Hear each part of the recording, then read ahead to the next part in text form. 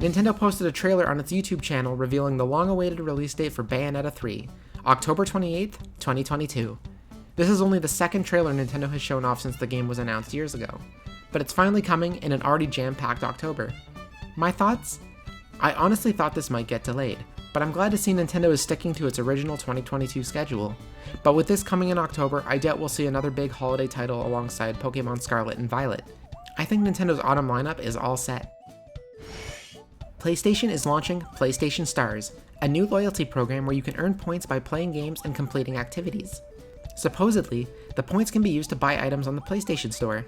They will also be introducing something called digital collectibles, which will include things like virtual figurines. My thoughts?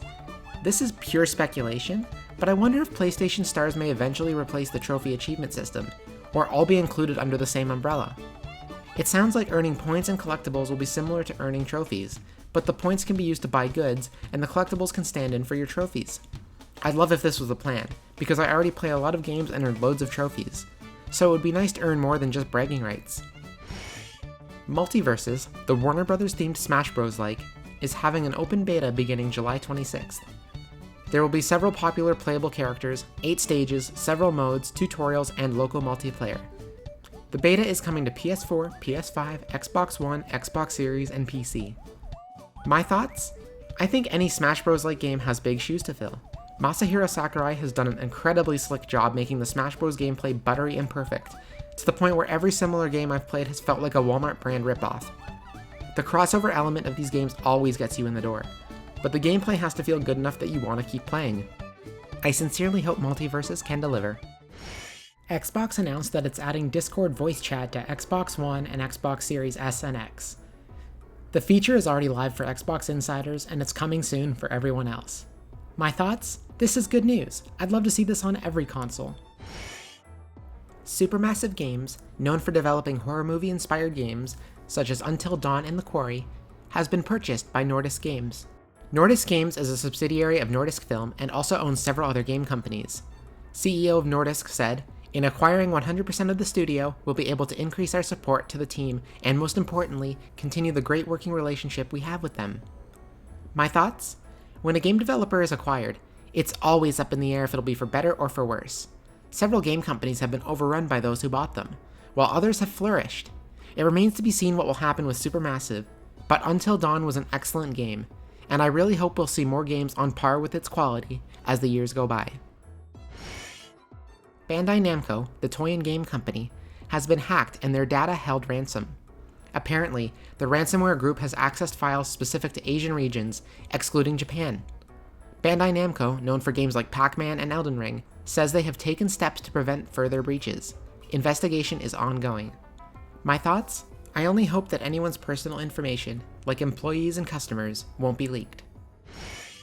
In typical Kirby fashion, there's always at least one spin-off that follows a major Kirby release.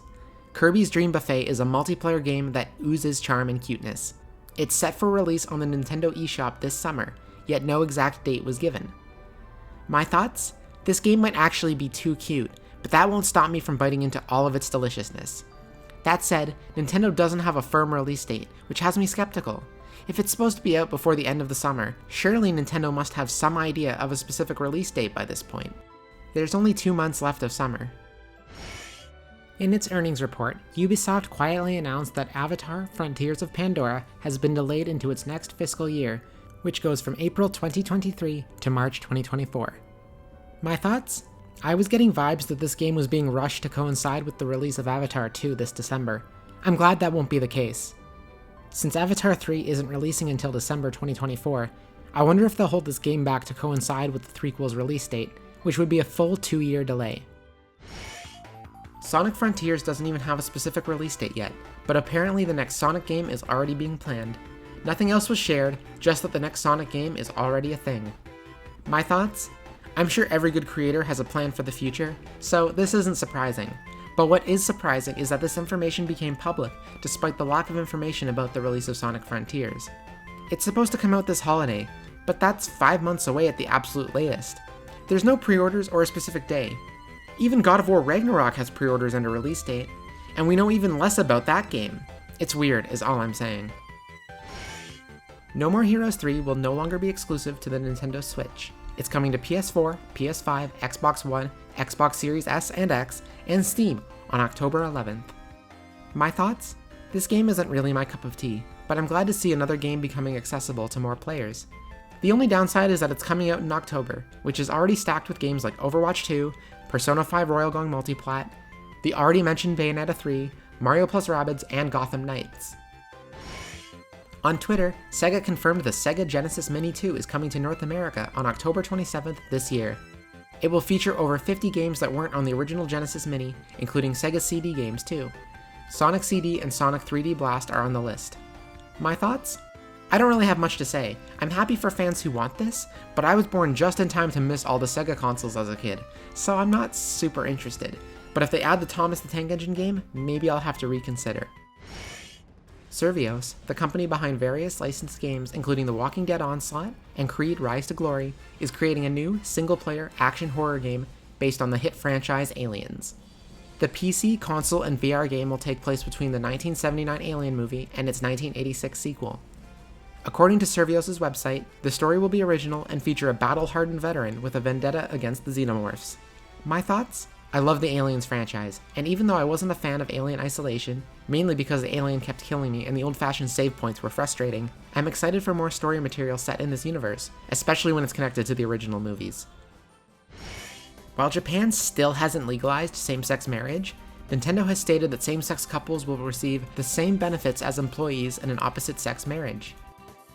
My thoughts? Nintendo can sometimes be a little backwards, a conservative company, especially when it comes to their products and services. But this is super heartwarming to hear, because it's incredibly sad that many parts of the world still discriminate against queer people. Nintendo also doesn't discriminate based on gender, despite Japan requiring sterilization before they'll legally recognize its transgender citizens. Again, forward thinking from a company that usually baffles.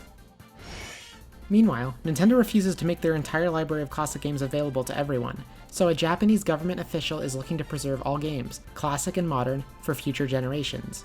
Japan's National Diet Library contains books and music, and Ken Akamatsu wants to include video games as well. My thoughts? We'd love to see it. With Persona 5 Royal finally making its way to Xbox, Switch, PC, and even the PS5, it has been confirmed that owners of the PS4 version will be unable to upgrade to the PS5 version for free. The multi-platform version of the game is set for release on October 21st. My thoughts? This is kind of a bummer for owners of the PS4 version, which also includes myself, but it's also not surprising. I think we're going to see fewer and fewer free upgrades as we move into the midpoint of the current console generation. I think we should all just be happy that Atlus is even making Persona 5 Royal multi-platform, considering just a few months ago that seemed like an impossibility. Nintendo has acquired Dynamo Pictures and is renaming it to Nintendo Pictures Co. Limited. Dynamo Pictures previously produced Nintendo's Pikmin short movies. The stated goal is to strengthen the planning and production structure of visual content in the Nintendo Group. My thoughts?